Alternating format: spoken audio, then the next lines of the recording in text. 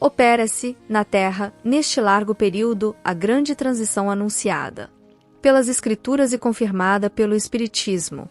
O planeta sofrido experimenta convulsões especiais, tanto na sua estrutura física e atmosférica, ajustando as suas diversas camadas tectônicas, quanto na sua constituição moral.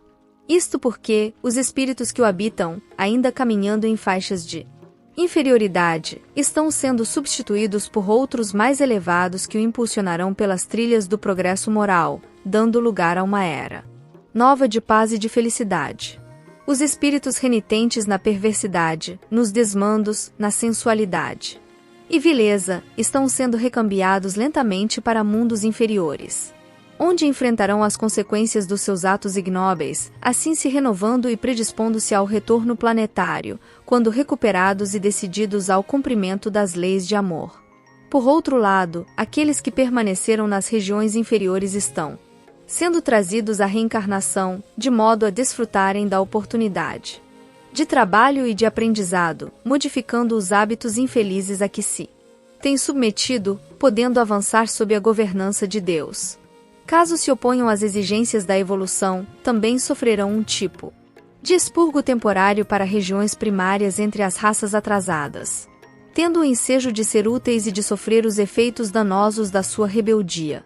Concomitantemente, espíritos nobres que conseguiram superar impedimentos que os retinham na retaguarda, estarão chegando, a fim de promoverem o bem e alargarem os horizontes da felicidade humana, trabalhando infatigavelmente na reconstrução da sociedade, então fiel aos desígnios divinos. Da mesma forma, missionários do amor e da caridade, procedentes de outras esferas estarão revestindo-se da indumentária carnal, para tornar essa fase de luta iluminativa mais amena, proporcionando condições dignificantes que estimulem ao avanço e à felicidade. Não serão apenas os cataclismos físicos que sacudirão o planeta, como resultado da lei de destruição, geradora desses fenômenos, como ocorre com o outono que derruba a folhagem das árvores, a fim de que possam enfrentar a invernia rigorosa, renascendo exuberantes com a chegada da primavera, mas também os de natureza moral, social e humana que sinalarão os dias tormentosos, que já se vivem. Os combates apresentam-se individuais e coletivos, ameaçando de destruição a vida com hecatombes inimagináveis. A loucura, decorrente do materialismo dos indivíduos, atira-os nos abismos da violência e da insensatez, ampliando o campo do desespero que se alarga em todas as direções. Esfacelam-se os lares, desorganizam-se os relacionamentos afetivos. Desestruturam-se as instituições, as oficinas de trabalho convertem-se em áreas de competição desleal, as ruas do mundo transformam-se em campos de lutas perversas, levando de roldão os sentimentos de solidariedade e de respeito, de amor e de caridade. A turbulência vence a paz, o conflito domina o amor, a luta desigual substitui a fraternidade. Mas essas ocorrências são apenas o começo da grande transição. Asterisk. A fatalidade da existência humana é a conquista do amor que propor. Sayona Plenitude. Há, em toda parte, uma destinação inevitável, que expressa a ordem universal e a presença de uma consciência cósmica atuante. A rebeldia que predomina no comportamento humano elegeu a violência como instrumento para conseguir o prazer que lhe não chega da maneira espontânea, gerando lamentáveis consequências, que se avolumam em Darius Continuous. É inevitável a colheita da sementeira por aquele que a fez, tornando-se rico de grâce abençoado ou de espéculo venenoso. Como as leis da vida não podem ser derrogadas, toda objeção que se lhes faz converte-se em aflição, impedindo a conquista do bem-estar. Da mesma forma, como o progresso é inevitável, o que não seja conquistado através do dever, sê-lo-á pelos impositivos estruturais de que o mesmo se constitui. A melhor maneira, portanto, de compartilhar conscientemente da grande transição é através da consciência de responsabilidade pessoal, realizando as mudanças íntimas que se tornem próprias para a harmonia do conjunto. Nenhuma conquista exterior será lograda se não proceder das paisagens íntimas nas quais estão instalados os hábitos. Esses, de natureza perniciosa, devem ser substituídos por aqueles que são saudáveis, portanto, propiciatórios de bem-estar e de harmonia emocional. Na mente está a chave para que seja operada a grande mudança. Quan.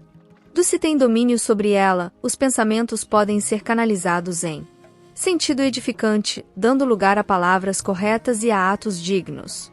O indivíduo, que se renova moralmente, contribui de forma segura para as alterações que se vêm operando no planeta. Não é necessário que o turbilhão dos sofrimentos gerais o sensibilize, a fim de que possa contribuir eficazmente com os espíritos que operam em favor da grande transição. Dispondo das ferramentas morais do enobrecimento, torna-se cooperador eficiente, em razão de trabalhar junto ao seu próximo pela mudança de convicção em torno dos objetivos existenciais, ao tempo em que se transforma num exemplo de alegria e de felicidade para todos. O bem fascina todos aqueles que o observam e atrai quantos se encontram distantes da sua ação, o mesmo ocorrendo com a alegria e a saúde.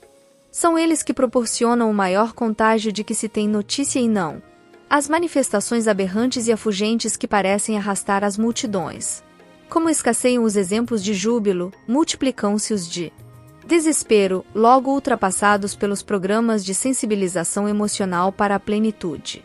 A grande transição prossegue, e porque se faz necessária, a única alternativa é examinar-lhe a maneira como se apresenta e cooperar para que as sombras que se adensam no mundo sejam diminuídas pelo sol da immortalidade.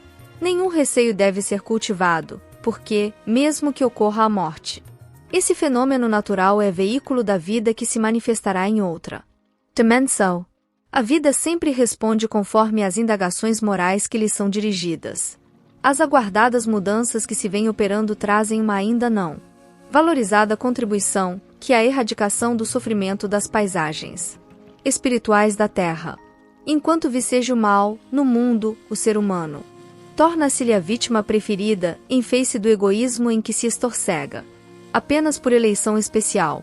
A dor momentânea que o fere, convida-o, por outro lado, à observância das necessidades imperiosas de seguir a correnteza do amor no rumo do Oceano da Paz.